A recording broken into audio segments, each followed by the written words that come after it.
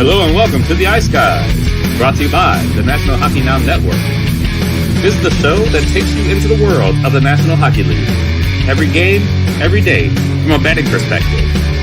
With pro sports handicappers, Ian Cameron, Alex B. Smith, and various guests from the world of hockey and sports betting. And now, here's your host, Ian Cameron. Welcome to the Ice Guys, presented by National Hockey Now, Tuesday, January the 3rd. Ian Cameron, Alex B. Smith with you, ready to break down the Tuesday NHL slate. It is a massive one. We have a whopping number of games to take apart and look at here on the slate. 11 games in the NHL tonight. We'll break those down. We'll give you a little recap of Monday's action. But first, it would be ignorant. It would be certainly not proper, in my opinion, to not address what we saw last night in the NFL game. This is a moment where life, human beings, empathy, compassion, just human decency has to take over and becomes more important than sports, more important than any one individual game, more important than betting and whether your side and your total cashed a winning bet. At this time, you know, we got things put in a proper perspective last night with what happened to Damar Hamlin, of course, of the Buffalo Bills. And look, I happened to be on the air doing a live NFL betcast with Pub Sports Radio. Of course, many of you know that I do a bunch of shows with their channel. And many of you know, too, that I'm not just a hockey guy when it comes to hockey betting. When it comes to sports betting, I should say. I'm not just a hockey guy. And when it comes to fandom, it's certainly not just hockey. I love hockey. It's probably my number one sport. And it's certainly one that I've done well betting with. But I'm a football guy. I'm a baseball guy. I'm a basketball guy, very much so as well. And I was on the air doing the live betcast last night. And it's one of the more difficult things I've had to get through, honestly. And, you know, your body shuts down. All thoughts about, wow, what a great football game this was going to be between Buffalo and Cincinnati gets just completely thrown out the window. It's all about this young man who's 24 years old, who's born in 1998, who's now fighting for his life. And as I said on Twitter, nobody should have their life at risk at that age. No one. And it's heartbreaking. It's gut-wrenching. And I'm still, whenever I think about it today, waking up, it's a new day, and still in knots thinking about whether this kid's going to survive and whether he's going to make it. But to see the response from the Buffalo Bills and the Cincinnati Bengals in particular, who couldn't have acted more classy, more, compassionate in a very difficult time last night. Zach Taylor, Joe Burrow, the quarterback for the Cincinnati Bengals, bringing the captains with him into the Buffalo Bills locker room to lend their emotional support to the team for their fallen comrade, Damar Hamlin. It was just everything that was right about the world. It reminds you that the world still has good people in it. It reminds you that something good can come out of a very difficult situation, and we definitely saw that last night in that game. And all we can do now is just well wishes for Damar and all the best to his family and the Buffalo Bills and his teammates, and we hope he pulls through this. The ESPN folks couldn't have done a better job, especially Scott Van Pelt and Ryan Clark. Yeah. Their interaction after they went off the air at the stadium in Cincinnati and went back to the Stamford, Connecticut studio for SportsCenter, they couldn't have hit a better tone than they did in terms of just compassion, truth, what takes precedent at a time like this. It's the man's life. It's his family. It's the team. It's not about winning a football game. It's not about cashing a bet anymore. It's about making sure that Damar Hamlin is great. And another thing that proves that this world still got, its shit together, even though we know there's bad seeds. We know there's people that do horrible things, and there'll be some people that will continue to do horrible things and say horrible things. There's no question. But you see the whole community, the football community, fans from different teams, fans from all over the world, essentially, piling on financial donations to Damar Hamlin's charity for giving toys to underprivileged kids in his little town outside of Pittsburgh. And he raises money to get gifts to these young kids who may not be able to afford it themselves. And the fact that everybody jumped on that cause during Damar Hamlin fighting for his life, to Damar's cause, knowing it was near and dear to his heart. And they pushed that donation amount up from I think it was 25,000, 30,000 or something. I think last I checked, it's now at 3.5 million. Think about that. $3.5 million to Damar Hamlin's charity. That just shows you this world's got plenty of good in it still. And that's what you got to believe in. And just, we hope tomorrow, Hamlin, you pull through, my friend. Alex, that was one of those nights that you never hope to see it. And it's surreal. Even the very next day, it's a weird feeling coming out of last night. Yeah, we've seen, watching sports for as long as we have, we've seen instances of players collapsing, of course, with injuries, but very rarely do you have something of this serious. It made me think about Rich Peverly and Jay Bomeister in hockey. Those are the last two where we saw. And Yuri Fisher. Yeah, Yuri Fisher. And then going back, even Chris Pronger, which I forgot about, saw that clip this morning. But we have seen instances of players having cardiac arrest, comiocordio, which is basically blunt trauma to the chest area that can stop the rhythm, throw the heartbeat rhythm off timing. And these instances can happen, and it's just very scary, and you never get used to it. And as someone who, for me, I watched sports, played sports, but also having parents that were in the medical background. So whenever something happens of an injury setting, that kind of always clicks in. And I'm here watching this game last night with my mom, and she goes, this is way out of the normal. And you can see by the EMTs and the training staff, the way that they rushed to him, and even the players' reaction, they know this is different. This is not your average injury. This is something way more serious. And props to both of the training staffs and the EMTs there, University of Cincinnati Hospital, which is regarded as a really good hospital. The fact that they're that close, just less than 2 miles away, and we're able, because when you're talking about someone's heart stopping, you're talking about seconds and minutes. Every second and minute is precious in that kind of time frame. So, and it's just difficult to watch as a fan. And like you said, as big of a game as this was for these teams and playoffs and betting and fantasy and all the things that are big in every NFL game, they all go away when something of this magnitude happens. And the players, they're a brotherhood, they're a family. Yes, they're their own teams, but football players, gather around each other. They're a fraternity, just like hockey players, basketball players, baseball players. At the end of the day, it doesn't matter what uniform you wear. You are a part of a fraternity playing that game, and the risks that can happen with this game, but you still aren't prepared to see it, even though that these are possibilities that can happen. And it's very tough and very difficult. And so my thoughts are with him. My thoughts are with, the Bills fans and players, the Bengals players. I mean, to be on the field, everybody, T. Higgins was part of that hit. You can't imagine how he feels, seeing that over and over and knowing, if this was a 2-person collision, that could have easily been me instead of Hamlin. So there's a lot going on, and just, it's just really heavy, and it's hard to think about sports the way we do when you see stuff like that. I mean, this is what we do as business, but that it becomes personal in nature when you talk about someone's life hanging in the balance. So just hope that he can pull through and that everything will be okay. And the other business, we'll get to that later. But right now, the business is making sure that Hamlin's going to be all right. No doubt. I didn't like that it took them as long as it did to finally postpone that football game. And I said that on the air last night. It was insane it took that long to just make the common sense decision. But eventually they did. I mean, at that time, it's very simple. Your heart, your conscience, decency has to take over. Compassion for a fellow man has to take over. Finally, it did, and the right decision was made to postpone that game. And like you said, at the same time, everyone's trying to be as compassionate as possible about the situation, but there are logistics, business-wise, that have to be done, and they have to be done in a quick manner. And when we're talking about this game, this is for the number 1 seeding. You're talking about, one of these two teams possibly we're planning to have a week off after the season beginning. There's a lot of things logistically that, of course, like I said, it doesn't mean anything. It's not the most important thing happening at that moment, but it is still of an importance, and they have to kind of, plan that out.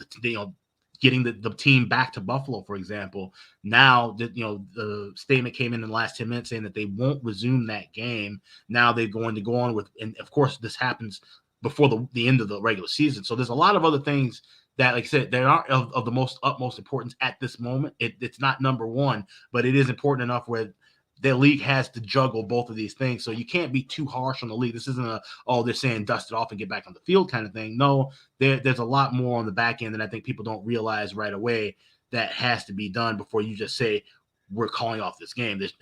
You got a stadium full of 60, 70,000 fans in attendance too. You have to juggle just that kind of thing and getting people out. And, there's a lot more that I think people don't realize until things like this happen. You don't realize how much goes into putting on a sporting event until you have this kind of instance, and all of a sudden the training staff and all the people that just kind of seem like they're on the sidelines, they become the focus, and that changes everything, and it changes how you view a game from night to night.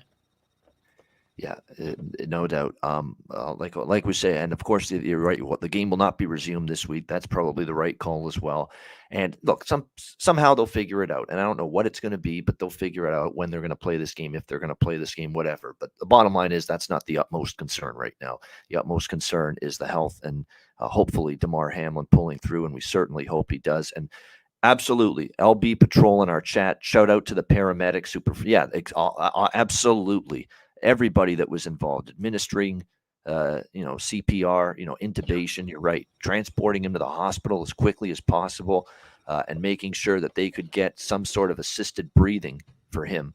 Once his breathing stopped, on the field, and they got that to him as soon as humanly possible. And you can't commend those folks enough for the job they did. EMTs, paramedics, everyone involved. And I would implore anyone watching this program, listening to this program, if you can, take a CPR course.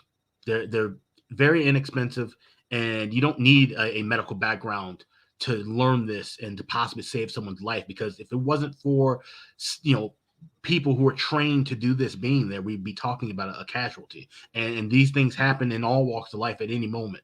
So that's something I really would implore. It's something I need to brush up on personally myself, and it's never a bad skill to have. It's something I definitely would implore anyone to look into. And I know a lot of people have talked about that. They said there's been an increase of people signing up for these since last night. So it's something to really kind of think about on a personal level. Yeah, no question about that. It certainly could save someone's life. And look, we don't even know if it saved Damar's life yet, because he's still fighting for his life. He's still in critical condition right now. But the bottom line is, we don't get a chance to see him pull through if not for the actions taken immediately on that football field last night.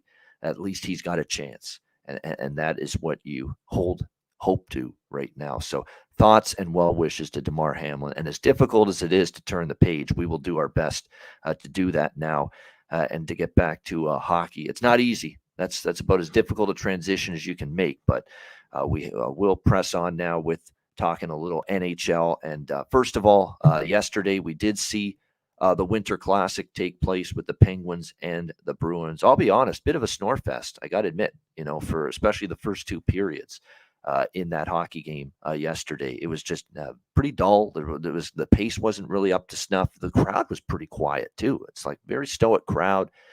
It was just, there was a lot of neutral zone play throughout the first two periods of that game. It certainly was a thrilling conclusion, though, because Boston ended up tying it up 1-1. And then, of course, they got the late goal from Jake DeBrusk to go ahead 2-1. And Pittsburgh, I'll tell you what, Pittsburgh played a really good game. I thought they had a bunch of chances.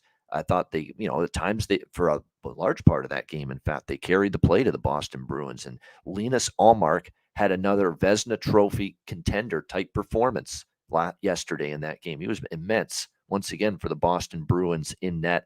And just when you think the Penguins, it looked like might have tied the game late, the shot taken by Evgeny Malkin does go in, but after time expires, and the Boston Bruins hang on for a 2-1 win. The other two games, Vegas, I got to admit, very impressive against Colorado, because they were beaten up like crazy on the blue line. We talked about that yesterday, but they still beat the Colorado Avalanche, who are suddenly now there's some concern. Like, you got Nate the Great McKinnon back the last two games, and you're still losing. And so Colorado is definitely, they need to get their ass in gear, and they need to get going now, because this is becoming a concerning little skid that they're on right now. The good news in that game was we did come through once again with our guy. I mean, unbelievable. Michael Amadio scores again for the Vegas Golden Knights last night, plus 500. If you had that at Bet365, even at other books, you got it more than plus 300 at most of them. Another goal scorer prop casher with him. And you keep riding it at this point. I mean, it's unbelievable. It's now 5 goals for him in the last 8 games. It's been an incredible run for him. He's playing excellent on that line with Stone and Stevenson, no question. Logan Thompson was spectacular. Colorado was really close to tying it on a couple of occasions, but Vegas found a way with a beaten up blue line. And even up front, there's no Eichel, there's no Marchessault, very short-handed team. And to go into Colorado and still win that game, it was very, very impressive. No question about that. And what else did we see? Yeah, we saw Philly beat Anaheim 4-1. Very frustrating to have the over in that game. Philly they score a bunch. I knew they would. I was thinking Anaheim could, but sure enough, they could not. And Samuel Erson's playing well. That's another good start for him in net for the Flyers. And Philadelphia's got a nice little 3-game win streak. They haven't had many this year. I think early in the season they might have had one, but Philadelphia 3-game win streak on sweeping California. How about that? San Jose, LA, Anaheim. They win all 3 games, Philadelphia. And look, Noah Cates, Morgan Frost, Scott Lawton, Owen Tippett. I mean, these are all the guys that are Philly. I mean, right now their offense has found some life. And that's made all the difference in the world for them. And Anaheim still stinks. I mean, what else can you say other than that? Alex, thoughts on the 3 games taking place on Monday? Yeah, these outdoor games. I mean, we talked about it yesterday. They probably need to go away. Let's maybe let's have a couple more. Obviously, they're going to do Seattle and Vegas next year. Let's get all the teams out of the way. I think after that, there's Columbus and Florida, and maybe like one more team I'm missing that haven't played one. Let's get everybody to play one in a couple of years, and let's kind of wind this whole thing down, because these games are not the selling point that the NHL thought they would be. They were cool for a while. The novelty's worn off, as you mentioned. They have the Stadium Series that comes in as well, and it's just. This is not inspiring hockey. And right now, that matchup, to waste that matchup of Pittsburgh and Boston on that kind of a grand scale. Now, 2-1 game, it was a good game. And, it probably would have been a more exciting game if it was played in TD Garden or PPG Paints Arena. But to have it be the focal point and the whole TNT, and it's just not worth it anymore right now. Unless you can't schedule, you can't just put 2 teams in that are exciting and say, oh, here we go with, a great marquee matchup, because think about it. At least if you listen to what I was saying at the beginning of October, this would have been a snooze fest anyway, because we thought Boston and Pittsburgh, at least I did, were going to be bad teams. That changed. Obviously, they're in good standing, but it just wasn't a good game. I think the novelty is worn off. So that's my takeaway from that. Had the over with that. Didn't come close to it. Pretty much fell asleep in the second period myself. So as far as the night games go, was really upset with Vegas and Colorado not going to OT. I knew it was going to be a tight game. Vegas getting the road win, which that's a big deal for them. And these are 2 teams that still, like I said, once they get healthy, they're going to be in good form. And the teams that we'll definitely see making noise in the second half of the season. As for Philly, Anaheim, didn't watch much of it, but like I said, Ersson was another good start, and maybe he's a goalie we can ride on for just a little bit of time. But as more tape is coming out, I think we're going to see kind of like a Spencer Martin thing with him. Spencer Martin came out in relief and stepped up and played well and had some great starts. All of a sudden, we just saw him kind of crater back down to earth. Martin Jones, a guy who had been struggling for a while, had a great run, came back down to earth. I think we might see that. So Ersson might be a bet-on guy for a couple more games moving forward, but then as more tape comes available, we might start to see him kind of just regress back to – not to say he's going to just be awful.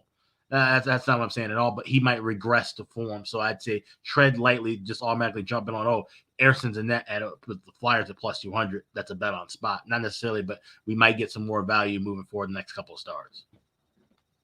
Exactly. That's the one thing you worry about the young goalies. Once the few games under their belt, and then the workload increases and they get a little worn down too, and coupled with the fact that the opponents know the weaknesses and the tendencies of the goaltender a little bit more, and all of a sudden you're not able to sustain that level of play long term. So that's going to be the question moving forward, certainly for Samuel Ersson in net for the Philadelphia Flyers moving forward. Before we get to Tuesday's massive card, I do have to bring this up. And look, we had to start the show talking about Hamlin and the obviously tough situation, but we do want to provide a little levity now at this point of the show. And the levity is going to be the one, the only magician that is Connor fucking Bedard, folks. I mean, what on earth was that last night from him? I mean, the first goal was a thing of beauty. He shatters the record for the World Junior Hockey Championship with Eric Lindros, beats his point record, and then, of course, beats the goal record of Jordan Eberle for all time at the World Junior Hockey Championship. So he beat both records with that first goal. And if you thought that was good already, great enough for the game last night and his performance, that by itself was good. Wait till you saw what happened in overtime. Just an incredible hockey game it was. Slovakia and Canada, but in the quarterfinals of the World Junior Hockey. First of all, shout out to Slovakia. They absolutely gave Canada everything they could handle. It was a terrific game. Yes, they got badly outshot, and chances and all that were heavily in Canada's favor, skewed toward them. But they didn't give Canada anything easily. And the goaltender for Slovakia was just absolutely sensational. And Connor Bedard's overtime goal is going to go down as one of the more iconic goals in the World Junior Hockey Championship, especially if Canada goes all the way and wins gold this year, because there they are on the ropes in overtime. Slovakia is one shot away from eliminating Canada and moving on to the semifinals themselves. And then all of a sudden, Bedard says, you know what? I'm sick of this shit. I'm taking over.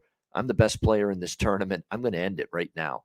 And I'm going to end this game and give my team the victory with that unbelievable dirty dangle, deke move, double deke, around the defense, around two guys, backhand deke around the goalie and in the net. It was a sensational goal. It was just fitting of the moment to win in overtime and have the goal be that spectacular by Connor Bedard. And now the legend grows. I mean, if you weren't already excited about the potential of this kid at the NHL level, what are you going to say now? So with that in mind, I have a salute and a tribute to Connor Bedard.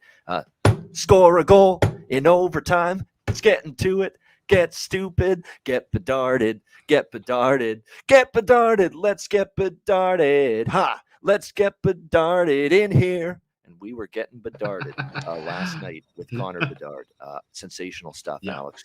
Yeah, absolutely. And then Grinch mentions it in the chat. He does the Patrick Kane heartbreaker celebration, which, man, would I love to see him do that play, that goal, and that celebration in a Hawks uniform in about a year from now. I mean, this kid is absolutely electric. And, as someone who doesn't watch a lot of junior hockey, I don't really follow the World Junior Championships often. And most people who know me know I don't really watch so much international hockey. But when you hear about the hype of somebody going number one overall, and you always wonder, okay, well, okay, number one, but is he going to pan out? Is he going to be Patrick Kane? Is he going to be, not to knock him right now, but Alexis Lafreniere? You know what I'm saying? You wonder if this guy's really going to be worth the hype, right? He seems to be worth the hype. And it reminds me of the same feeling when they were talking about Connor Bedard or Connor McDavid, the same feeling talking about Patrick Kane, the same feeling, talking about Marc-Andre Fleury when he was going first, and for a goalie to go that high. He definitely seems worth the billing right now, and he definitely feels like he would be a franchise-changing player. And, like I said, it's going to be interesting, the end of the year. We're always going to obviously talk about the teams that are fighting for playoff positioning, but it's going to be just as interesting watching these bottom barrel teams, something we really haven't been able to say since McDavid was going to go in the draft. Who's going to be the worst team in the league? Because there's some really bad teams. And, they almost have to get themselves into position, just like teams making moves to get themselves in position to make a wild card or win a division or make a run for the cup. The Hawks and the Ducks and the Sharks and these teams going to have to make some moves to really be like, hey, you know what? If we're going all in on Bedard, we got to lose as many games as possible. You might start seeing guys getting moved just on the sheer fact of, the full tank in progress. You might see guys who are average and mid-range and probably could stick around and make a team next year. They get moved to get somebody's minor league garbage just so they can secure more losses. I mean, that might actually be a common thing, and that plays into the betting role. Like I mentioned it yesterday, we're probably going to see some -500, -600 favorites at the end of the year. If we get a Colorado playing Anaheim late in the season when Colorado's trying to get, -750, could it be? Yeah, exactly right. You got Colorado's back trying to clinch the division, and Anaheim's trying to get as many losses as possible. So this does affect the betting line at some point, and so it's something we're going to see. And I think we're going to end up seeing more moves happen maybe a little earlier before the trade deadline as a result of it as well. Yeah. I mean, it's just, how is the dynamic going to be for your bottom feeders in the National Hockey League down the stretch, March and April? San Jose, Anaheim, Chicago, Columbus, Montreal. Although Montreal's far up there, but you got to maybe take them out of it. But Columbus, they're certainly in the mix in the East, and then there's all those other, like Chicago and Anaheim, San Jose, Arizona, even a little bit. Even though Arizona's played some better hockey lately, is there going to come a point where it's just, this kid? And by the way, with Connor Bedard, he's not going to save a franchise, and he's going to not make them instantly a contender. But you know what he will do for the team that gets him? He'll speed up the rebuilding process. That's what he will do. All right. He's not going to be the savior all by himself. No, he's obviously instantly going to make that team much better. He won't just single-handedly make them a playoff team or a Stanley Cup contender, but man alive, would it ever speed up the rebuilding process that a team is going through, where it maybe initially you're looking at 3 to 5 years before you really become competitive again. You could be competitive in the next 2 years potentially again if you get a guy like Connor Bedard. So it'll be fascinating dynamic down the stretch with the bottom feeder teams in the NHL, how they approach it. Let's see how we approach this Tuesday NHL card. We're going to get into it right now, and we will begin with Columbus and Ottawa. Ottawa minus 220, home favorites, 6.5 being the total in this game. The Blue Jackets, I'll tell you what, they lost 7 straight games. They snapped it with a 4-1 win against Chicago in their last game. I don't know how much you want to make of it. I mean, it was against the Blackhawks, but the fact is that, you've been challenged to score goals. They are struggling offensively. Scoring 4 goals is actually a big-time outburst, if you will, lately for the Jackets. But Brad Larson saying we needed it. We needed it for team morale. So the next challenge for Columbus is trying to now put 2 wins in a row together, something they have not done since December 9th and 11th, almost a month ago. So that ends up being the question here in this one. As far as Ottawa is concerned, they've won 3 of their last 4. But again, these games were very close. 3-2 win in a shootout against the Bruins, which is a very impressive win. But a lot of the impressive portion of that victory was Cam Talbot in net. It was spectacular, facing 51 shots. They got pretty well outplayed, but Talbot, one of his best games of the year. And then they beat Washington in overtime, 4-3 in their next game. After that, they lose 4-2 to Detroit. They blow a 2-1 lead. And then they bounce back, though, the very next night against the red-hot Sabers going into that game. And Ottawa gets a 3-1 workmanlike win, although that was not Buffalo's best game. Kind of caught Buffalo after a big emotional win Saturday afternoon against the Boston Bruins. But nevertheless, I mean, definitely you give Ottawa credit for that. If you actually look at these two teams here recently, Columbus has actually won 3 of the last 4 meetings in Ottawa. All right. And 3 of the last 5 head-to-head meetings have gone to overtime. So I'm telling you what, I am tempted by a Columbus double chance in this game. And this is like a soccer type of bet. It's not something that, I typically do a lot when it comes to the NHL. But this is one of those times when I would be interested, in something like that, where you could bet Columbus or draw at around even money plus 100 here in this game. Look, I know Columbus, there's questions about, was that just beating on a bad Chicago team at home to snap the losing streak? But you know how I feel about when you snap a losing streak, a long one, you sometimes get a little momentum. And this is just more, are we ready to buy into Ottawa as minus 220 home favorites? I know they've won 3 of their last 4, no question. And look, the Jackets going into this game are going to be having Patrick Laine returning to the lineup, which is obviously significant. It looks like he's going to end up returning, being on the ice and being in the lineup for the Jackets tonight, scheduled to rejoin the top line with Johnson and Gaudreau for the Jackets in this game, which is obviously significant. They're still without 3 defensemen, obviously, Bean, Werenski, Blankenberg, Boone Jenner's out. We talked about that. Voracek, Danforth, Shinnikov certainly been banged up as well. It looks like it'll be Jonas Korpisalo, a solid performance, again, against Chicago, I get it, but a 27 save performance. He only gave up 1 goal in that game. It's Anton Forsberg back in net for Ottawa after getting them the victory against Buffalo, and he was pretty good. 33 of 34 shots he faced. He'll see if we can get that going. The one thing that does concern me here is Columbus is obviously on the road, pathetic 2-12, so that is not good. But this is just more, and this is a small bet, so don't go crazy on it.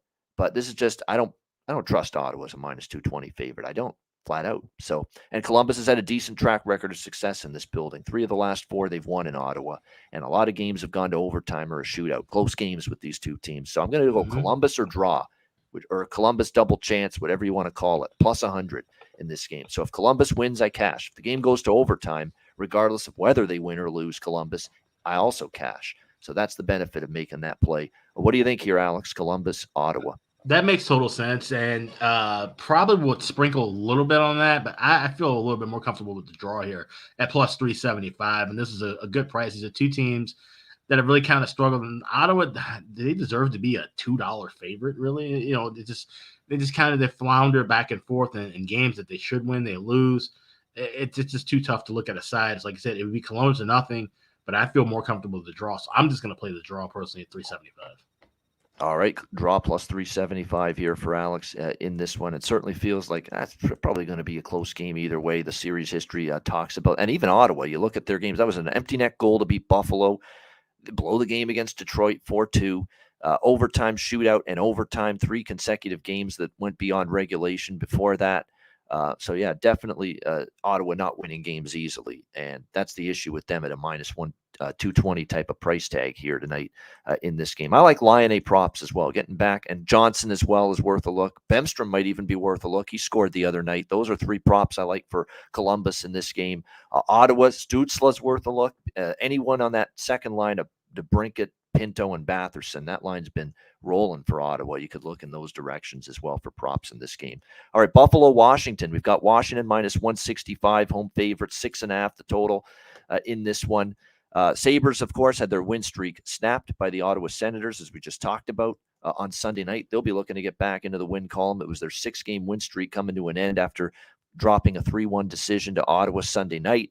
Washington winning 6 of their last 7 games, 6-1 their last 7. They're playing some excellent hockey. And look, they took advantage of we talk about it repeatedly since the break, decimated Montreal blue line, which is just filled with inexperience and guys that probably are more well-equipped to be playing at the AHL level right now than the NHL level. And they just demolished the Montreal Canadiens 9-2 in that game. And I swept the board with the bets in that game. It was puck line, first period puck line, team total on the Capitals. The game went over the total as well. It was a really good game for yours truly. Washington's scoring a bunch of goals. I do like this game over the total, honestly, 6.5. That definitely is a bet for me. I kind of pumped the brakes, though, about taking Washington again tonight.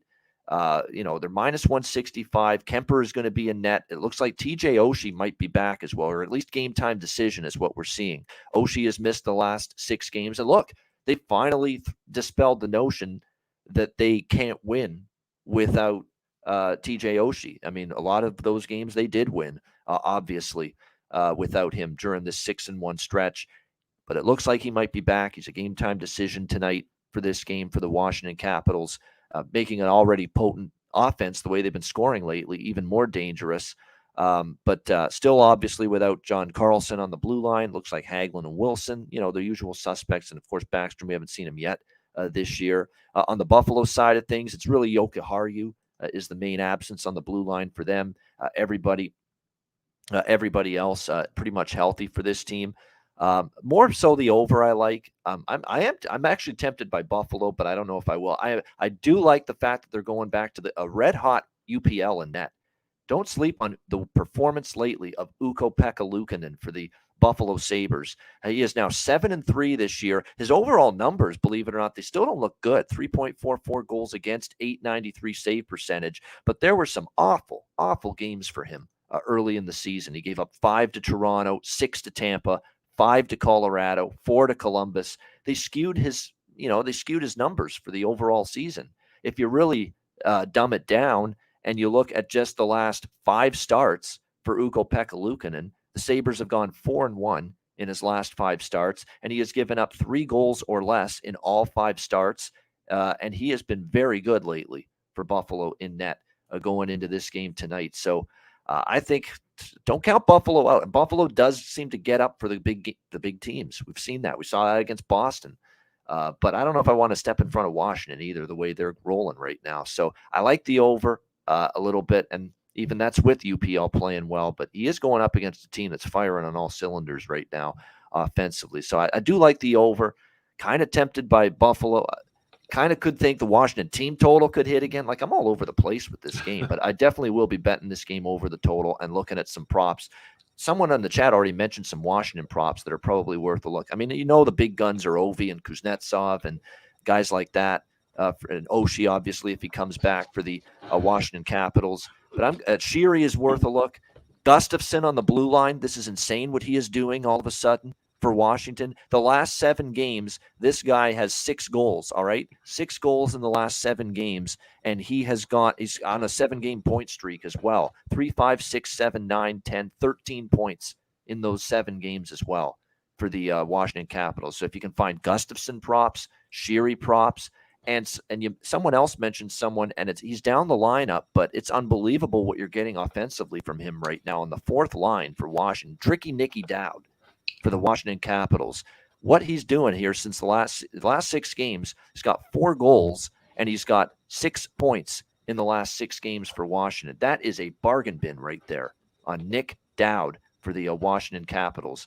No question about that. So absolutely, I think there's value there. Buffalo goes without saying. You could go a bunch of different routes. Cousins is one of my favorite in terms of value props right now for them. But, consider, anybody, Tuck, Skinner, Thompson, Peterka, Quinn. But Cousins to me is the guy that I think is the most undervalued right now. He's been excellent. The point streak's been great. He's chipped in goals. Good prop game here, Buffalo, Washington here. Alex, what do you think, Sabres, Capitals? Yeah, I think this is one of those spots where Buffalo can step up and get a win here as a dog. The Capitals, and the Capitals are obviously playing good hockey. They are warranted to be in this price range, but I still just have my doubts with them. I have lingering doubts with Washington long term. And Buffalo is the team that I feel that can kind of get back, like I said, with UPL and that. I think they're getting him right at the spot that they want him. And this offense is clicking well enough where these are the kind of games Buffalo needs to win to make that run toward the playoffs. And I think this is a big game, a big road contest. And I think they can this is where they harbor more of the energy and momentum from that Boston win. And if you can beat a team like Boston's way better than Washington still in my rankings. Then you can, take that style and beat this Caps team. And we've seen the last 2 meetings go to OT. We've seen some close battles. I don't like the draw on this one, even though I do feel like this could be close enough where it goes in OT. And it's a plus 350, plus 355. But I like Buffalo here. I'm taking Buffalo on just a straight up money line, plus 145. I think this is a good spot for them, backing them to get a road win against a quality team. I think I got to bust out some Tragically Hip lyrics after Alex made that recommendation on the Sabres. Do you want to twist my arm? Little Gord Downey there. Yeah, I think you're twisting my arm right now. And because I want to take them. I'm tempted by Buffalo. And I lean that way for sure, plus 145. And you've bet Buffalo more than I have this year. It seems like on the money line. I've backed them a couple of times. But I think now we're getting in some really good spots. And we're not going to get these plus prices. They win here tonight. We're not going to see plus 145, plus 150 on them probably for a while. Yeah, I agree. And they're playing well enough right now, no question. And by the way, I want to point out something too. By the way, 4 of the last 5 meetings have gone over the total, so that enhances the over recommendation that I like here. But I know it's going to show 4-1 Washington head-to-head last 5 meetings against Buffalo. It was a 4-3 win for Washington. It was a 5-3 win for Washington with an empty net goal, a 3-2 shootout win for Washington, and a 4-3 shootout win for Washington. Like, Buffalo has been tough on this team. They really have. They've been close, competitive hockey games recently between these two teams. So, yeah, Buffalo plus 145 for Alex, and I think he might have talked me into it as well at the underdog price here tonight. All right, next up, we've got Arizona and Florida. Florida minus 350, home favorite, 6.5 the total in this game. I mean, I'm on Arizona first period, Arizona money line. I'm doing it. I've got no reservations, no hesitation whatsoever to take Arizona in a split first period full game money line here. Florida minus 350 is not something that's bad for your health long term. That's bad for your bankroll long term right now. I thought this team was talking the talk, maybe ready to walk the walk. No, because the only win they've had in the 3 games since the Christmas break was that win against AHL defense. The Laval Rocket blue line was playing that night for the Montreal Canadiens in that 7-2 win for Florida. Other than that, they get blanked by Carolina 4-0, and they lose 5-3 to the New York Rangers in their last game. Not a team I'm trusting flat out right now. I know they're finally Paul Maurice going to Spencer Knight here, and obviously I like that more than obviously dealing with Bobrovsky again. But Knight's got to find it too. I mean, Knight's given up 11 goals in his last 2 starts, including the 7th spot. He gave up a touchdown against Boston just recently. So he's got to step it up too, Spencer Knight. I think long term he's still going to be the better guy than Bobrovsky from a performance standpoint. But right now it's definitely a situation where very much concerned here with the Florida Panthers going into this game, just laying this kind of astronomical price.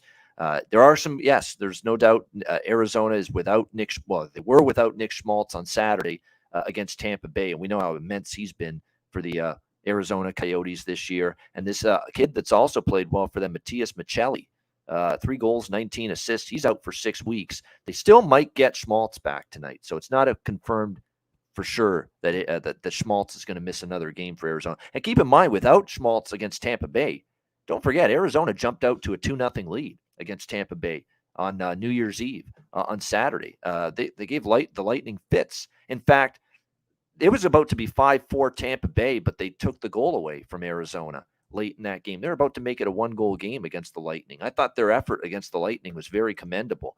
Talked about how Arizona, could they be able to bring the home cooking, the home success from the mullet with them on the road.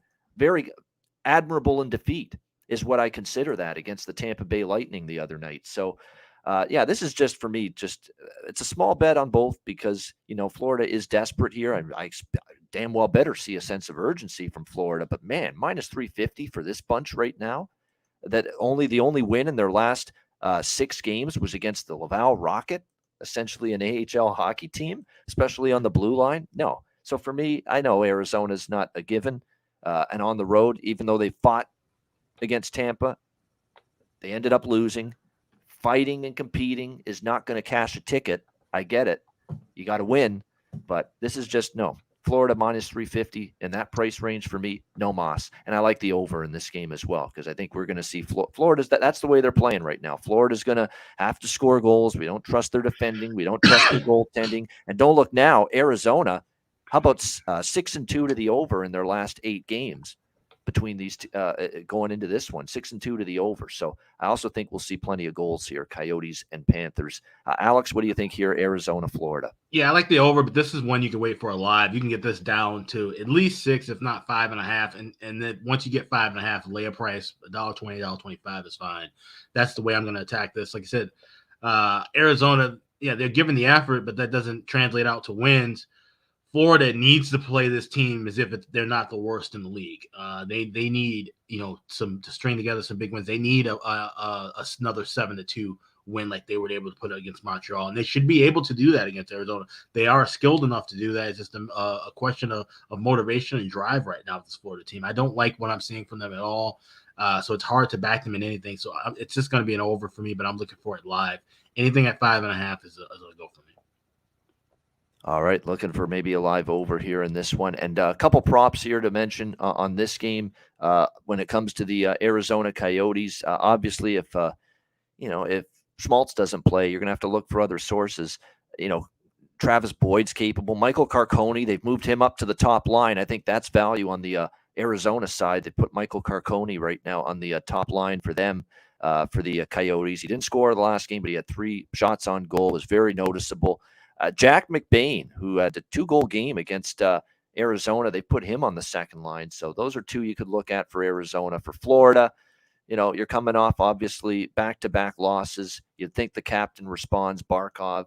But again, we talk about, I've talked repeatedly about the players that are, in that second line, third line role that have chipped in offensively for Florida throughout the course of the season, including Colin White, Lundell, Nick Cousins scored a goal just recently for them, maybe worth a small shekel or 2 for a goal prop. And of course, E2 Kuhlman, Luostarinen, we've repeated him repeatedly all year. Those are some options on the Florida side in this one. All right, here we go. Playoff rematch, Carolina Hurricanes, New York Rangers. Carolina minus 125, road favorites, 5.5 the total in this game. Of course, it was a second round series victory last year in the playoffs for the New York Rangers over the Carolina Hurricanes. And this is the first meeting between the 2 teams since that playoff series. And that's not the reason I'm on Carolina here. It's not. It's the reason I'm on Carolina is you ride the team that's on the kind of win streak they're on. And look, not their best performance, I think, against New Jersey, certainly at the defensive end, but they still found a way to win. 5-4 in a shootout. And that's the scary thing about Carolina. If they need to score 5 goals to win a game, they can do it. If they need to win a game 2-1, 3-1, they can do it. I mean, they are definitely a team that is comfortable winning games in multiple fashions. Low scoring, high scoring, special teams reliant, 5-on-5 reliant. They can definitely win games in all different facets right now, and they are getting contributions from everybody in the lineup. It has been damn impressive that every night it's someone different for the Hurricanes. Not always Aho and Svechnikov Teravainen and Natchez. Derek Stepan is the hero the other night. The old veteran, he gets 2 goals against New Jersey. It's someone different every night, helping this team win hockey games. It's been very impressive to watch. They're as good a team defensively as there is in the NHL. There's no question about that. And look, they're chomping at the bit to, I think, get this Rangers team for the first time since they lost to them in the playoffs last year. And look, Rangers are playing their better hockey after their swoon that they had the early part of December, late November. They've actually gone an impressive 7-3 in their last 10 games. They beat Florida 5-3 in their last game on New Year's Day. But Carolina is just playing so well both ends of the ice here, and I think they get this one. Just playing too well, and the price again is reasonable, just like with the New Jersey game. I say Carolina minus 115. The way they're playing right now, it's more than reasonable. This is more than reasonable as well. Carolina minus 125. And look, I love my Rangers. I've loved this team 2 years. I backed them a lot, but no siree tonight. Not against this Hurricanes outfit at the moment. So I'm on the Caniacs here, minus 125. Alex, Carolina, New York. Yeah, it's interesting because this matchup for years was just rinse and repeat. It was Rangers as a dog, cash, and it was so strange because that streak that they had for a long time was Carolina actually dominating them in play. There were multiple instances of where Carolina would outshoot them by a 2-1, 2.5-1 margin and somehow lose the game. And I guess over the years that was Henrik Lundqvist dominating them, but then it switched over. It was Georgiev and Shesterkin in the last couple of years. Things have changed now since 2020. Carolina now won 9 of the last 14 meetings between these two teams, and of course, 2 of those were playoff series. One was a sweep in the bubble, dominating them in the next round. So it's one of those things now you wonder, the tide has changed. You can't go off of long-term trends. That's why we talk about that with playing trends. You can only go a certain stack of years, certain stack of meetings before it becomes irrelevant. And I think that's the case now. We're seeing this flip around. Carolina has found a way to beat the Rangers in recent years, and that's the trend to look at. And this is a cheap price to lay with Carolina, even against the Rangers. I think this is definitely a bet on spot for Carolina. And once again, like I said, you want to look at prices now with teams. It's kind of the second half mantra. You look for, is this team going to be priced in this range moving forward? And, should they have already been priced higher in this matchup? I think that's the case for both of these. And, more so with Carolina not being close to this kind of a favorite price as they move forward the way that they're winning. So it's in the range where I'm willing to strike and lay it. So I'm going to go minus $1.25 as well, Carolina to win the game. Nothing in regulation because this could be close enough of a battle, even though we haven't seen any overtime since game 1 of the playoff series last year. This might be a tight battle, but I think Carolina finds their way to get 2 points. Yeah, I think it's just enough, a good enough price range, in my opinion, to take Carolina and back them and place that bet and hit submit. Because I think if this was even just 15 cents more, minus 140, I'd probably be off it. But, minus 125 with what we're seeing right now here with the Carolina Hurricanes, very, very impressive from them. And again, you've got that first crack at the Rangers since the playoff series last year. Just ask Pittsburgh. Remember, they played the Rangers for the first time since the playoff series. Pittsburgh won that hockey game. So, they got their small measure of redemption, and Carolina's looking for theirs tonight against this New York Rangers team. To be honest, for as good as the Rangers have been lately, too, they've turned their game around. I think Carolina's form's even better. You want to go against Pyotr Kochetkov? What a goaltending matchup this should be tonight. Igor Shesterkin and Pyotr Kochetkov confirmed to be. I'd actually still maybe look at the under, even at 5.5, and I don't say that very often. But this definitely looks like 2-1, 3-1 written all over it. Shesterkin in net for the Rangers. Pyotr Kochetkov has been amazing. Rookie of the month in December. 7-0-1. 1.63 goals against average. 939 save percentage in 8 appearances. 2 shutouts as well. He ended December with 5 straight wins. 2 goals or less allowed in all 5 games. It's a goalie at the top of his form right now for the Carolina Hurricanes, and he is confirmed tonight. And, honestly, that's really the one thing that kind of scares me. He hasn't laid an egg yet. And you think he's kind of due for one at some point. And he's had more time off than he's had, during that great run too, right? Can he find it again? Yeah. Right. Which sometimes, that can be more of a deterrent than a positive. I still like Carolina in this spot, but, if they do lose this game, my chances are it probably comes with him not playing well, and it's something early, and it's something to note. New York 4-1 to the first period over the last 5. These are two teams that don't really get a lot of scoring early in the games, but if you're seeing a lot of chances from the Rangers early, maybe you hop on a first period over, hop on a live over because these are short numbers. That's really going to be their only way to beat them. If they can find that, Kachaikov's going to have an off night and they get things rolling, then you might have some spots to look for in game. I still think Carolina finds a way to win it, though. Yeah, definitely. Should be fascinating. I still subscribe to the theory, like obviously with props, Natchez, Nason, they are the guys I would consider. And by the way, still look at Stahl and Martinuk and Fost, guys like that on the third line as well for Carolina. They've been good. And I would roll. And like I say, even though I like Carolina in the game, doesn't mean I can't bet Ranger props. I'd still stand by maybe giving Lafreniere a shot because this will be his second game back from returning from the healthy scratch. And I thought it was better from him. Obviously, he didn't score, didn't get on the score sheet, but certainly someone that's kicking the pants that was needed. Looking to maybe make amends for that healthy scratch and start playing, be more impactful on the ice, be a little bit better. So I wouldn't talk anyone out of that from a prop standpoint either. In this, isn't it crazy that we're in a game with Igor Shesterkin, we might be talking about him being the second best goalie in terms of current form right now. Yeah. And look, he's been very good. There's been nothing wrong with Shesterkin lately. He's been very good. He's played a lot better than he did earlier in the year, but you can argue Kochetkov's form is even better right now in the last several games than Shesterkin. So it should be fun. Looking forward to seeing that game play out. St. Louis, Toronto next up. We got the Leafs minus 270, home favorites, 6 the total in this game. This just looks like a slam dunk on paper for Toronto. It really does because St. Louis is struggling. They are riddled now with the long-term absences of Ryan O'Reilly, auto parts. He's going to be out for a long period of time now for the St. Louis Blues. That's a shame because I think they were starting to peddle him in trade discussions as well. And now you're going to have him out until at least mid-February, right around that trade deadline. So that definitely hurts for St. Louis. Vladimir Tarasenko is also going to be out long-term. The only thing that holds me off of the Leafs in some form is, St. Louis did lose to this team just recently in St. Louis last week, 5-4 in overtime. It's not like the Leafs had it easy against St. Louis. It was a tough game for them. But they should roll. They really should, Toronto, because St. Louis is just in a world of hurt right now from a personnel standpoint. Not as bad as Vegas, but they're getting to the point where it's concerning with who's out. And Torrey Krug's still on IR. You got O'Reilly, Tarasenko out now. Scandella on the blue line's out. Binnington in net has been anything but good lately for them. 3.16 goals against average, 896 save percentage, gives up, in his last few starts, it's not been good.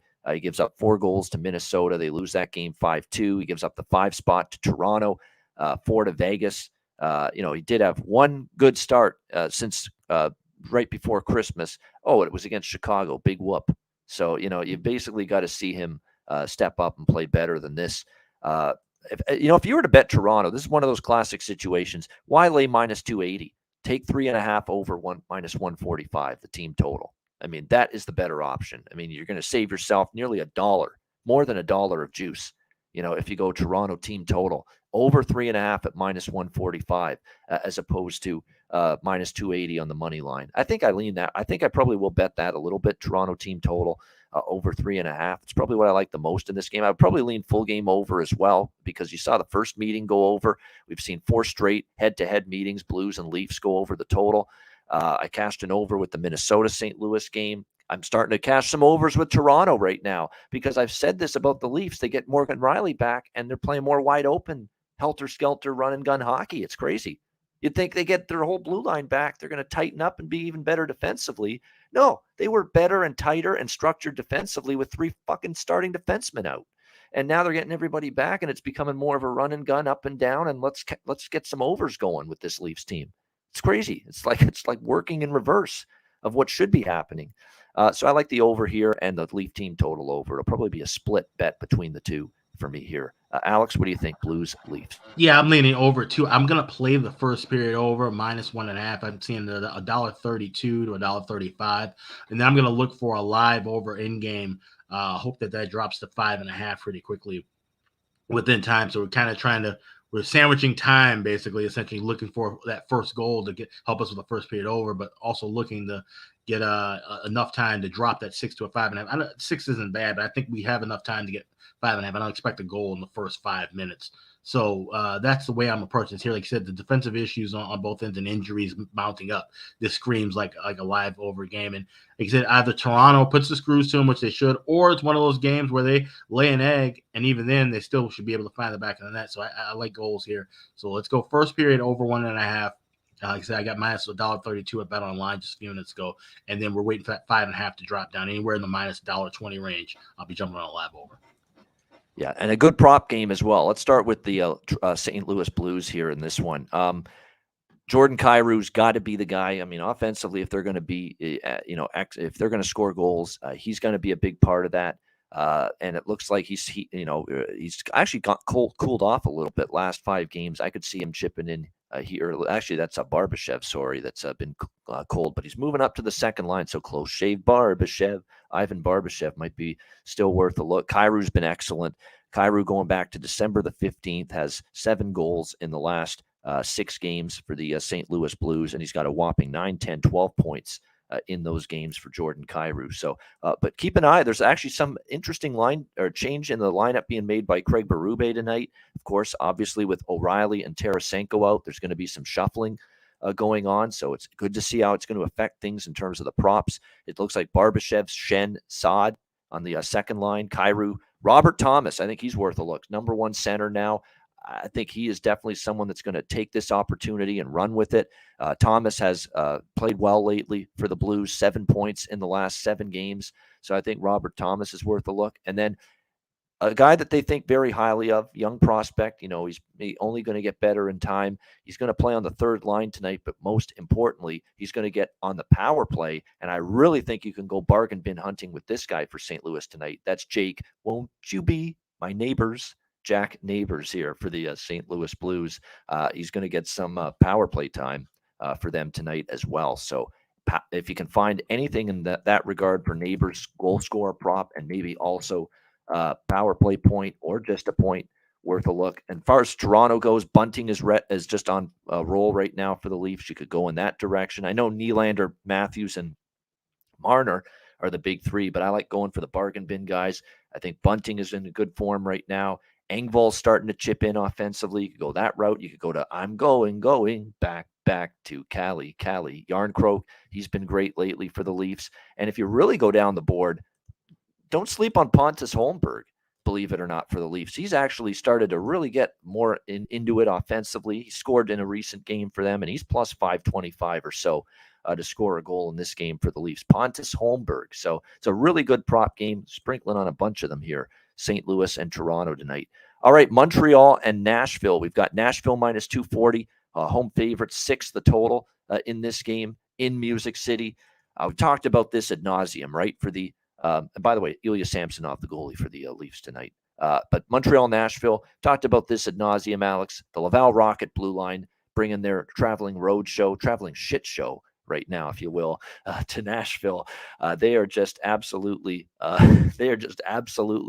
struggling right now. They are struggling, this Montreal Canadiens blue line at the moment. And look, the good news for them is they at least get one of the people back from the infirmary tonight. Montreal, David Savard is going to be back on the blue line for them. That'll help for sure. It's a veteran presence. It'll help a little, but again, you're still talking no Matheson. Caden Gooley, who is a young defenseman that's out, has actually been one of the better young defensemen on this team. And outside of Edmondson and Savard, you've still got Barron Harris, Arbor Jacki, Chris Weidman. Very, very tough, to trust this Montreal team to keep pucks out of the net. That being said, they get Savard back, and they are playing a Nashville team that they can go hot and cold offensively. We know this team one game to the next. You can't always count on them. But they are coming off back-to-back games here, Anaheim and Vegas. Nashville scores 4+ in both games, 10 goals in the last 2 games combined. You've got to believe Nashville can find the back of the net still here against, even though with Savard back, it is still very much an ailing Canadiens blue line. Over 3.5, minus 130 team total. That's what I'm on here for the Nashville Predators in this one. Very simple, straightforward bet. Something that we've been doing a lot lately is finding ways to bet goals for the opponent specifically in games involving the Montreal Canadiens. So Nashville team total over 3.5. I'd have a smaller lean or bet potentially on the full game over as well, but I want to focus more on the Predators team total. What do you think here, Alex? Montreal, Nashville. Yeah, the Habs are probably one more blowout away from trying to get Jose Theodore off of the golf link somewhere in Quebec and putting him back in net. I mean, this is just disastrous right now. And like I said, it's not just the goaltender; it's in the entire blue line. It's a collective failure on the back end, and I don't see where they're going to get things turned around. And it's funny because I feel like I don't play a lot of team totals over, and I think this will be the fourth time this year that I've been on Nashville, a team that I'm not crazy about at all, with a team total over, and I've done well with them so far. So that's right where I'm going as well. Even laying $1.30, that's usually a little higher than I like to lay with team totals. But like I said, there's no other option to look at. Full game over. I don't trust them to get 6 on their own or 7 on their own and rely on Montreal. They have to get 1 or 2. Just going to stick with Nashville. So we'll go team total over 3.5 as well. I know. Are you really, Kenny Wu? Are you goading me now to sing a little Neil Diamond? Is that what you're doing with that comment? Montreal Canadiens, bad, blue line salvation shit show. Give up the puck and give up the goals like everyone knows, because everyone knows the Montreal Canadiens traveling blue line shit show. There you go. Little Neil Diamond. You did it, Kenny Wu. You got it out of me. Appreciate it very much. Good time to take a break, catch our breath, and hit our first commercial break of the show here for this Tuesday edition. We'll be back and break down the second half of the Tuesday card right after we hear from our great sponsors at Gramco. All right. Whether you or your team's game is on the field, screen, racetrack, or the ice, Gramco is for the game. Grown by farmers who spent years developing premium hemp genetics, Gramco provides customers with consistent quality Delta 8 products ready for any occasion. Gramco currently offers numerous Delta 8 products such as vape cartridges, disposable vapes, pre-rolls, gummies, wake and bake coffee, and more. Gramco offers an enjoyable legal high delivered discreetly and directly to you, and is also available at many American retailers as well. Get the best Delta 8 cannabis products on the market shipped quickly and discreetly from Gramco. If you visit www.thegramco.com, use promo code Ice Guys, you get 25% off of any order, and all orders on the site that are $50 and higher are shipped free with standard shipping. So live elevated with Gramco and check out their wonderful Delta 8 products today.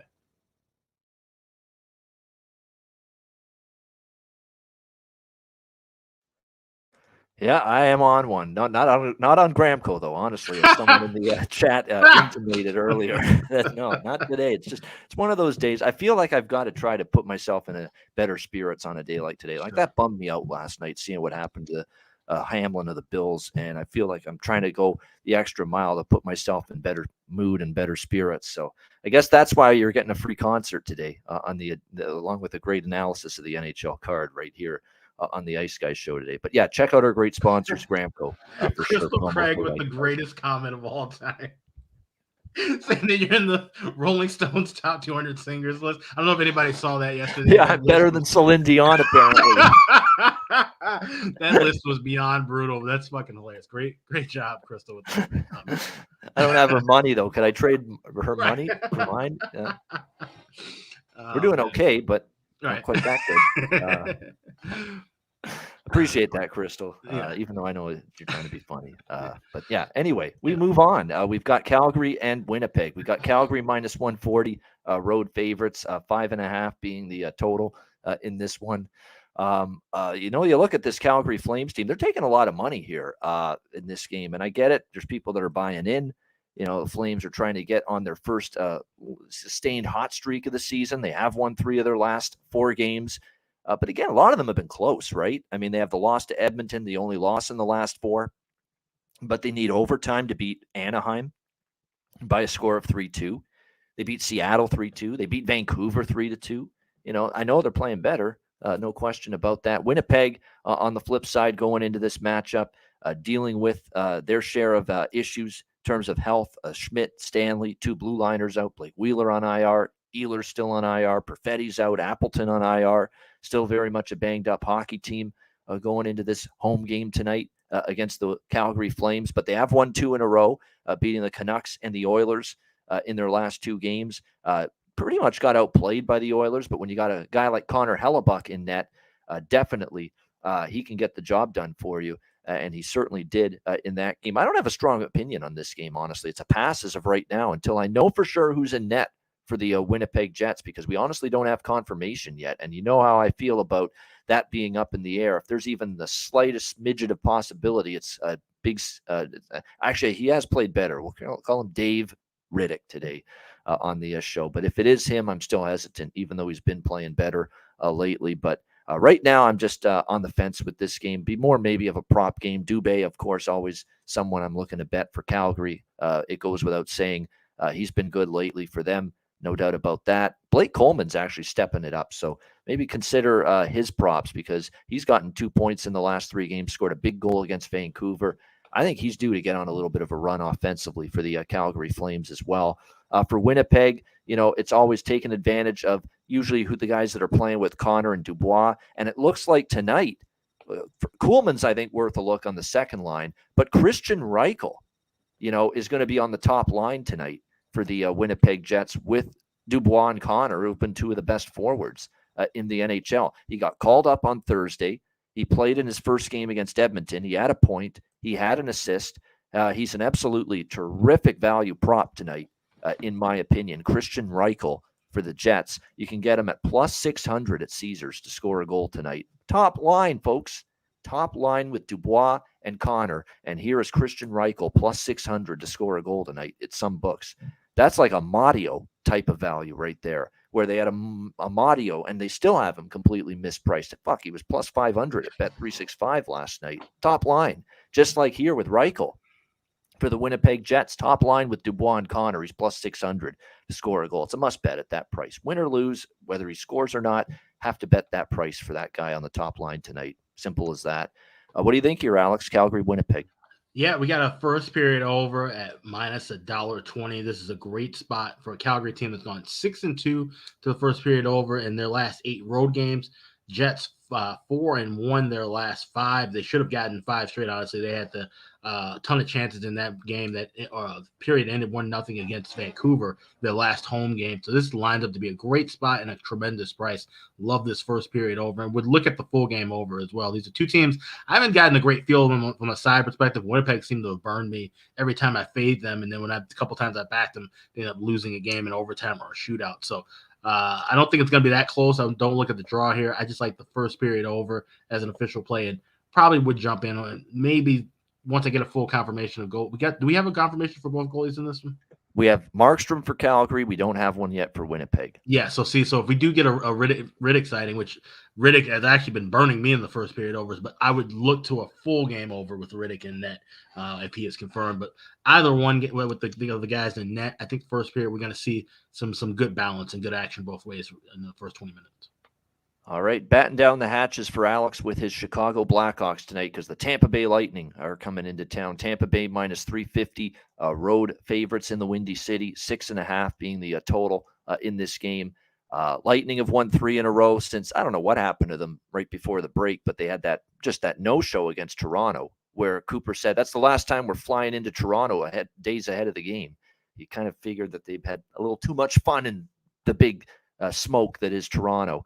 And they had a horrible game that night against dominated. It could have been a lot worse than 4-1 when the Leafs beat them that night. And they really didn't follow it up all that well. They lost to Detroit 7-4 the very next night.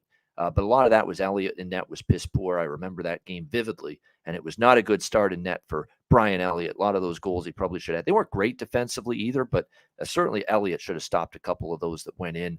And since then, they have rebounded.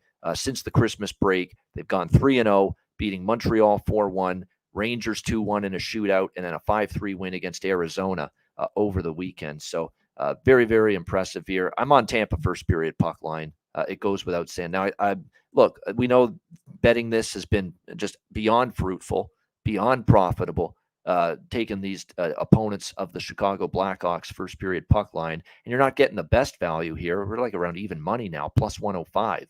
With the first period puck line on Tampa Bay tonight, but still have to bet it here, in my opinion, in this game. And I think the Tampa Bay team total as well, looking at over in this one. If you can get a 4, because a lot of books have 4.5, if you can get 4 at MGM in that minus 120 to minus 125 range, that's something I would bet. If you can find the 4 a little added security if you can bet over 4 team total with Tampa Bay in this one tonight against the Chicago Blackhawks, and certainly like that team total over as well. We don't have goalies confirmed yet, just projections that it will be Vasilevsky once again for Tampa Bay and Alex Stalock for Chicago.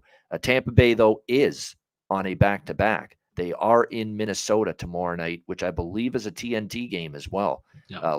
Lightning and the Wild. So could this be an Elliott sighting? If this is an Elliott sighting, I probably pump the brakes on the Tampa first period puck line and maybe do more of the team total and the full game over, maybe thinking Chicago could take advantage of that and find the back of the net. But, they might have Farmer and the Dell in net for an opposing team against Chicago, and we still have doubts if Chicago can find the back of the net because, let's be honest, this Blackhawks offense isn't exactly humming right now. That being said, if there was one prop to bet tonight for Chicago, this is significant. The Greek Stallion, Andreas Athanasiou, is going from the third line to the top line, it looks like, for this hockey game tonight for the Chicago Blackhawks. And I always say you pounce on those situations with a player moving up the lineup. He'll be playing with Domi and Patrick Kane tonight on the top line. So the Greek Stallion, AA, Andreas Athanasiou, I think maybe a little sprinkle with his goal prop tonight. Alex, what do you think here? Lightning, Blackhawks. Yeah, I'm taking a shot with this first period over. I see it 2 at plus 115 or even plus 120. And that's just because, like I said, there's no value right now on Lightning first period puck line. You got a layup price. That's something. And like I said, even though we've been cashing this left and right against Chicago, I just don't feel comfortable laying it. I feel better with that. And I'm looking 5-2 the last 7 meetings to the first period over. Also seeing the Lightning on the road, they have gone over the first period in 3 of the last 6 games, and in each of those 3 have been 2 or more goals. So I have no problem with that. This could be a tough spot. We do have confirmation from what I'm seeing that Stalock's going to start for the Hawks. For Tampa Bay, I would probably guess it's going to be Vasilevsky. And the reason I said it is because when you look tomorrow night, they play against Minnesota. Brian Elliott has a 10-4 record against Minnesota. So I wouldn't be shocked if we see Vasilevsky tonight and they give Elliott the start tomorrow against a team he's fared well against over his career. And it's interesting you mentioned about them saying, hey, we're not going to stay that long in Toronto anymore because XL Energy Center used to kind of be a house of horrors for them. They like to party there beforehand. That's kind of changed around a little bit in the last couple of years. So I think the focus will be here for both of these games. So if you do like Tampa Bay in the next 48 hours, I'd say probably look to grab the overnight now with because I'm seeing a line of minus 120 at one spot for the game tomorrow. I would probably look more toward tomorrow's game for Tampa Bay than tonight. But the way I would attack tonight would be first period over 2. I can get as high as plus 120. I think we could see at least Chicago's going to get something rolling. They got to get it done in the first period. I think Tampa could easily come out of this with a 2-1 first period and cashes your puck line and cashes by first period over.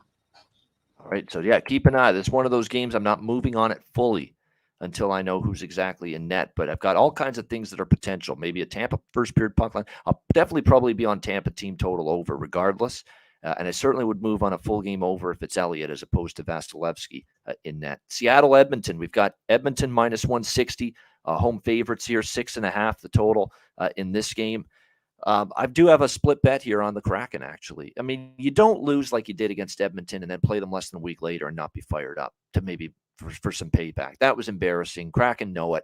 That was horrible the way they played, the way they started that game at home against Edmonton. Now you get to play them just days later. The Seattle's going to have a little fire in their belly. They damn well should for this hockey game tonight. So I like the first period angle with Seattle tonight, knowing especially that was what doomed them at home against Edmonton. You can get plus 120 on the Kraken first period money line. I think that's worth a look in this game, and also the full game over. And look, I get it. It's Martin Jones in net. He's kind of seen his play kind of decline a little bit lately, but he was very good against the Islanders in a 4-1 win on Sunday night. It was a really good team effort, though, defensively. He didn't face a ton of shots. He didn't face a ton of rubber in that game, and that helped him out quite a bit. I would expect Stuart Skinner, to be in net for the Oilers because we saw Jack Campbell get the one start against Winnipeg, and he wasn't terrible, but they lose again. Same old with Jack Campbell in net, even though that wasn't fully his fault against Winnipeg on Saturday. They are coming off a loss. That's the one thing that does worry you a little bit about Edmonton is, coming off a loss. You'd expect them to want to bounce back, but Seattle got just just throttled by this team 7-2. And Seattle is still a very impressive 9-6 on the road this season. They've not been nearly as good on the road lately as they were earlier in the season, but definitely I think Seattle first period, full game split, money line is worth a look. And the angle is back, folks. I talked about it Friday with the Seattle-Edmonton game. Edmonton off an under in their previous game is now 10-1 to the over in the next game. So we've seen 11 situations where Edmonton has gone under this season. And in the very next game, they've gone 10-1 to the over in those 11 games off and under. So you know what I'm betting as far as the total goes. Over 6.5 here with Seattle and Edmonton. What do you think here, Alex? Kraken, Oilers. Yeah, this is, other than the Flames, Jets, probably the first period over I like the most. Got over 2 at plus 110. You look at, Edmonton put up the 4th spot on them in the last meeting, but Seattle 6-1 overall, their last 7 the first period over. And for the Oilers on the road, this is now a streak of 5 of the last 6 going over. And in the first 4 meetings between these two teams, we've seen a minimum of 3 goals in the first period. So I think this could be a back and forth. Like I said, Seattle knows they can't afford to give up goals left and right early in the contest. I think it's going to be a back and forth battle throughout. So I like the full game over as well at 6.5. And I really love this first period over 2 at plus $1.10. There you go. All right. So, that is, again, 10-1 to the over for the Edmonton Oilers in 11 games this season, off an under in their previous game. And that is the angle in play once again here tonight against Seattle. It's really remarkable that they have not had, they've had one time this year, they've had 2 consecutive unders. Look, it's not 10-1. We got to bet our mortgage on it. This 10-1 angle to the over tonight. Because look, I bet 10-1 angles before in NHL and other sports, and that's the night it loses. It's definitely percentages are in our favor, but it's not going to be a permanent that it's going to cash at this clip. No question about that. But you still got to ride it, in my opinion. You're talking about a 10-1 betting angle this year with overs for Edmonton games after an under in their previous game. So, over the total for me, 6.5. And I'm also going to look at, obviously, Seattle first period full game money line split as well as a road underdog, looking to make amends, save face for just a brutal game against Edmonton last week. As far as props go in this one, there are a bunch that I like because I do think we'll see goals. Puljujärvi maybe can he finally get it going a little bit? Klim Kostin has started to chip in a little bit for the Oilers on the third line. Fogle and Yamamoto are value on the second line. There's some for Seattle that I like. Burakovsky, Beniers, Eberle, anyone on the top line. Wenberg. How about going down the bargain bin a little bit here? Bjorkstrand, and especially the guy they just picked up from Nashville, Eli Tolvanen. All right, this guy who is now going to get a second shot, second crack at it, fresh start. First game with the Kraken against New York Islanders. 1 goal in that game, 2 shots on goal, was noticeable. Definitely, I think that's actually my favorite prop. Sprong has also been a good value prop lately for the Kraken as well. But definitely Eli Tolvanen, I think, has got a point to prove. It didn't go well in Nashville. You can get him at plus 490 at Caesars to score a goal tonight. Eli Tolvanen here for the Kraken. Very live maybe to score a goal tonight in this game. All right, New York Islanders, Vancouver Canucks, even money, minus 110, both sides. 6 the total, shaded to the over in this one. The Vancouver Canucks just continues to be disappointing. That's the best word to sum up what we see from them. They win 3 in a row. Can they get red hot and then 1 step forward, 2 steps back, like their whole season has been? They win 3 in a row, and now they've lost 2 in a row to Winnipeg and Calgary on the road, although very good hockey teams, and they were competitive in both of those games. The effort was commendable for Vancouver, but again, not getting results, not finding ways to win. Now they return home, face the Islanders. Canucks just 7-10 on home ice this year. It's not been good for them this year at Rogers Arena in Vancouver. That's a horrible home record, 7-10. Islanders, they had their 3-game win streak snapped by Seattle, ran into the Kraken off that embarrassment against Edmonton, and Seattle wasn't messing around. They played a really strong, complete team game in that 4-1 win over the Islanders. I like the Islanders here, minus 110. Bounce back for them. Vancouver, miserable on home ice. For some reason, they just haven't been able to find ways to win at home consistently. They have won their last 2 at home, but one was San Jose. The other was a miracle comeback against Seattle during a time when the Kraken were kind of going through their struggles. But before that, I mean, St. Louis, Winnipeg, Minnesota, average to above average teams, when Vancouver has played them at home, they have not gotten the job done. They have not won. And I think you get the Islanders trying to bounce back after the loss to Seattle the other night. So even money, I like the New York Islanders here. Alex, what do you think? Islanders Canucks? Yeah, I thought they were going to, have a great game against the Kraken, and they laid an egg in that one. I think, they come out guns blazing here and laying $1.10. I'm going to go right back to the well with the Owls as well. This definitely just feels like a good spot for them in Vancouver. Like I said, to just kind of tread water falling down. I don't really think they're going to make much of an impact moving forward. This is important for the Islanders to try to get a win and bounce back after what was a tougher outing against the Owls. Leaning toward the first period over in this one as well, was just kind of looking back at some of the Islanders' numbers. Actually, on a 6-2 run, the last 8 to the first period over on the road. So that might be something to look at in game. It's minus $1.30, $1.35. Now, I'd probably wait for that to hit even money and jump on with a live first period over in that contest.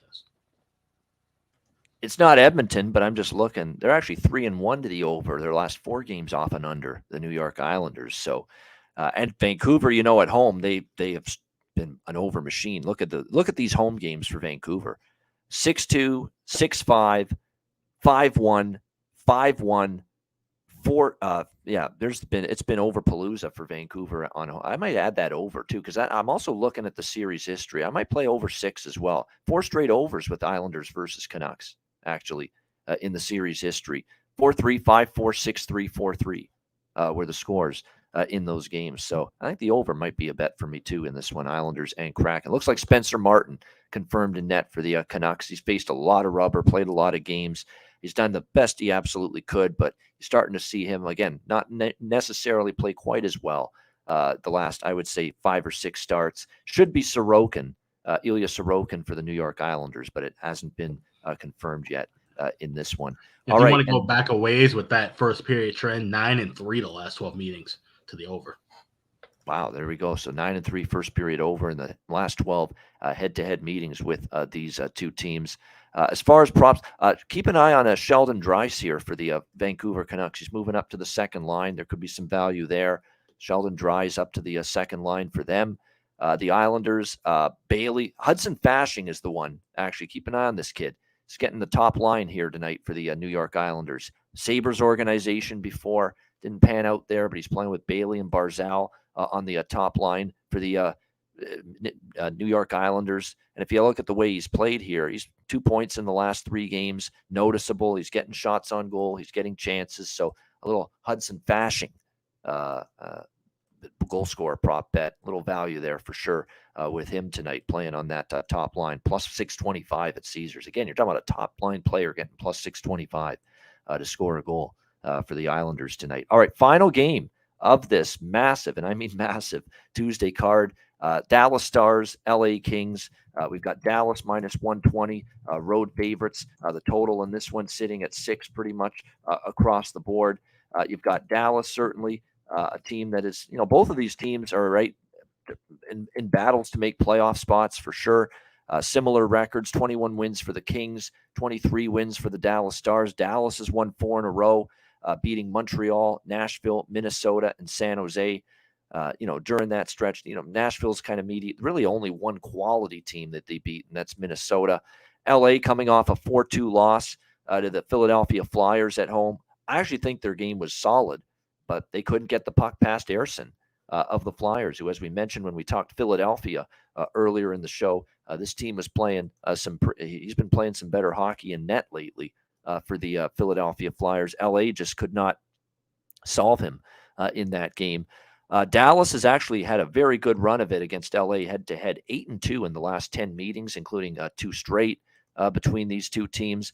Dallas on the road has been very good, actually, 12-8. They've actually got more road wins than home wins, but LA's starting to get their game going. I like the way they've played. They're 6-2 in their last 8 games. They're coming off a loss. I think they'll play better. This is just not a game I'm going to get involved in. I think it's a bet on versus a bet on here in this one. I'd lean to the Kings. I'm always kind of tempted when I see the Kings as a home underdog or even money like this. I'd lean slightly to LA, but I'm probably going to look more at props in this game. And for me, there's a lot of good ones here potentially. This may not be necessarily high scoring, but Velarde's heating up again. And look who's finally, someone's getting a clue. I don't know if it's McClellan or it's the GM from upstairs telling him to do this, but they're moving Quinton Byfield finally to a line that he's going to get minutes and he's going to get opportunity and he's going to be able to play with good players. Quinton Byfield with Anze Kopitar and Adrian Kempe on the top line tonight for the LA Kings. About fucking time. He can't get better. He can't develop on the fourth line. That's insane. That's asinine what they've been doing with this kid for the longest time. It's time you move him up to the top line. Let him get some opportunity, for crying out loud. 8 minutes a night's not going to get him to be the NHL player you want him to be. That's ridiculous. 9 minutes. That's all he was playing in the first 2 games after the Christmas break. But now put him on the top line now, which is good. And look, let's see how he fares. Let's not forget, down in the AHL, he had 9 goals and 15 points in 16 games. He's only got the 3 assists at the NHL level this year. But you're not going to be able to chip in a whole lot offensively when you're buried on the fourth line. So Byfield gets that opportunity tonight with Kopitar and with Kempe. And you know what that means. It means bargain bin time for yours truly on the player prop with Quinton Byfield here in this game tonight. Plus 440 up to plus 550 at Caesars to score a goal tonight for the LA Kings. Great. We've got a lot of these good situations. These guys that are on the top line that are getting these plus 500-600 prices to score. And this is another one here with Quinton Byfield of the LA Kings. What do you think here, Alex? Dallas and LA. Yeah, this is going to be a fun game. And someone mentioned in the chat, actually, someone mentioned on Twitter, I'll give a credit to Steve Overbay on our Twitter, who mentioned about the dad's trip for Dallas. Teams that are on parent trips this year, 9-2 so far. Wow. I know we watched a couple of, I know St. Louis had the mom's trip against Chicago recently, and that was a huge blowout for them. And, we've seen in these interviews where they mentioned, that does get them geared up, especially when you're just going through kind of the monotonous middle of the year. You have something thrown in like this, especially around the holiday time. These little things can make a difference. Not necessarily at the beginning or the end of the year, but, it helps kind of pass the time and make things a little tighter and just show more of a team bond. Going through the dog days. And so I do kind of look at that as something. It's not the strongest of handicaps, but it's definitely something that is noteworthy in my opinion. And Dallas is playing good hockey right now. I've said this before on the show, where I think now's the time where we see Dallas really emerge and take control and take their position in this Central Division and this Western Conference. So playing against division and conference opponents, I think, will be of an utmost importance. And playing a team like LA, who I think in due time will still find themselves in the fight, but like I said, some of their wins haven't been as super spectacular. Same thing with Dallas, but Jake Ottinger in net at a price minus $1.20, and Dallas has won 5 of the last 6 meetings and 6 of the last 7 in LA. Give me the Stars here minus $1.20. All right, Dallas minus 120 here for Alex in the nightcap against LA in this one. That is a great stat about the 9-2 record for teams where either the moms or the dads have been on the trip with the team. And of course, the teams are going to want to win in these situations. They don't want to, do you think they want to disappoint mom and dad with them in attendance? No, of course not. You want to play your best. You want to put a win on the board for them. You don't want to disappoint them, obviously. So you get great utmost effort, definitely in these kind of spots. And so that favors Dallas on this dad's trip here tonight against the LA Kings in this one. Should be a good game there in the late night hours. Yeah, the Pavelski, I don't mind that. Pavelski to score a goal, point props, power play point props. He signed the contract. Usually I like that as a betting angle that they want to show, hey, we're worth it. You made the right decision investing in me for the next however number of years. So don't be surprised if, Joe Pavelski has a good game tonight for the Dallas Stars. That's a great point. Someone did. Thank you very much. I didn't mention it in that Leafs Blues game, but yeah, Calle Rosen plus 1,200, 3 straight goals from the blue line for this guy. That is something you got to look at. I mean, I don't know if he's going to keep doing this. This is out of nowhere essentially. And here he is all of a sudden. He's getting more ice time because of the injury to Krug, and plus 1,200 to score a goal. Calle Rosen, blue liner for the St. Louis Blues. And guess what? Facing Toronto, organization he used to be in for a period of time as well. So yeah, Calle Rosen, excellent call there, Olaf. Excellent find there, an excellent call, because I do know that Rosen's been heating up for the Blues, and that is incredible value there. So worth a look as well. All right, that's the Tuesday card. We thank everyone for joining us. Hit the like button. Those of you watching on YouTube, almost hit 300 live views today. Incredible. One of our strongest live show turnouts in terms of live viewers. So we appreciate it. Make sure you sign up at patreon.com/iceguys, just $10 a month. Daily Ice Guys show betting card posted there, goalie charts, totals charts, power ratings, and more. Lots of bonus content coming as well. Patreon.com/iceguys, just $10 a month. We will have best bets coming up right after we hear from Manscaped. Support for the Ice Guys is brought to you by Manscaped, our good friends at Manscaped, who are the best in men's below-the-waist grooming. Their products are precision-engineered tools for your family jewels. Manscaped's Performance Package, the ultimate men's hygiene bundle. Join over 7 million men worldwide who trust Manscaped with this exclusive offer for you, courtesy of the Ice Guys. Get 20% off of any purchase and free worldwide shipping with the promo code Ice Guys. That's promo code Ice Guys, all one word, ICEGUYS at manscaped.com. If my math is correct, that's about 400 million balls that you can help preserve with manscaped.com using the promo code Ice Guys. You get the Performance Package 4.0. It is a game changer. The Lawnmower 4.0. It takes care of this, among other things. It'll keep you trim as can be. The Lawnmower 4.0, waterproof. Same thing with the Weed Whacker, which takes care of your ear hair, nose hair. I mean, nose hair in particular. You know, I'm getting up there in age, and nose hair is becoming definitely more of an issue. This will take care of it. It feels like someone's tickling the inside of your nostrils sometimes. It pisses the hell out of me. It bothers me. I need to take care of that shit. This will take care of it for you. The Weed Whacker makes part of the package that you get with your Manscaped purchase, and the Manscaped Performance Package 4.0. You also get the ball toner. You also get the ball deodorant, keep you smelling good and looking good and feeling good down in the nether regions. This package is really going to make you feel good and look good and look better, slim, trim. That's what it's all about. And manscaped.com can help you out with that. So make sure you take advantage of this. Manscaped.com. Get 20% off and free shipping with the promo code IceGuys at manscaped.com. That's 20% off with free shipping at manscaped.com, and use the promo code IceGuys. Unlock your confidence and always use the right tools for the job with Manscaped.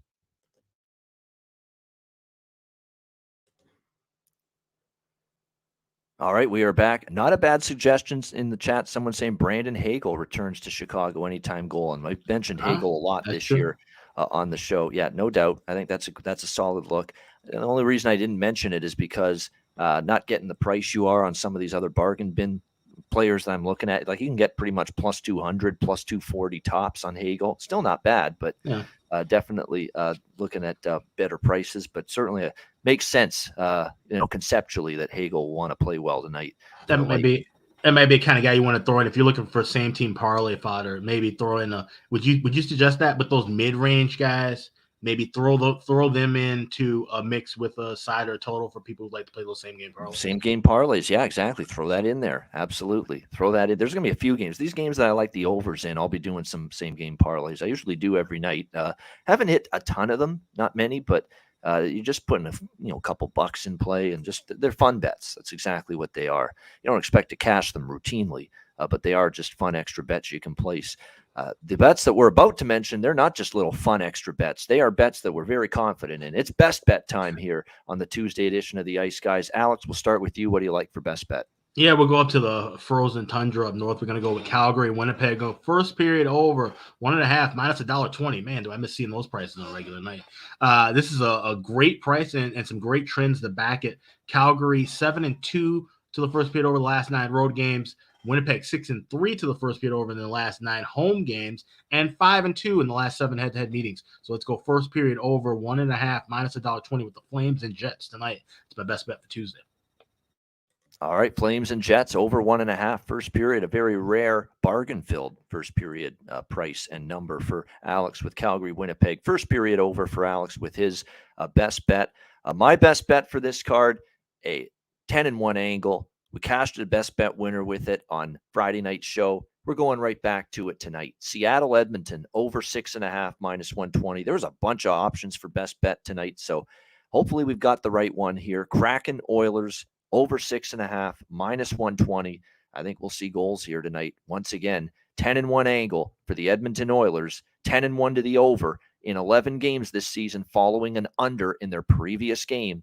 Hopefully that trend rolls along tonight. Seattle, Edmonton, over 6.5 for my best bet for this Tuesday card. And that'll wrap up this edition of the Ice Guys. Thanks to everyone in the chat for joining us. Hit the like button on the way out. Reminder, the Ice Guys is live 7 days a week, Monday to Friday, 2 p.m. Eastern, Saturday and Sunday, noon Eastern. If you can't watch the show live, download the Ice Guys podcast in audio form on all major podcast platforms, Google Podcasts, Apple Podcasts, Spotify, Stitcher, iHeartRadio, Amazon Music, and more. Download the Ice Guys podcast when you can't watch the show live. For Alex B. Smith, I'm Ian Cameron. Have a great Tuesday night. Enjoy the massive NHL card, and good luck. And we will be back tomorrow on Wednesday for another edition of the Ice Guys presented by National Hockey Now.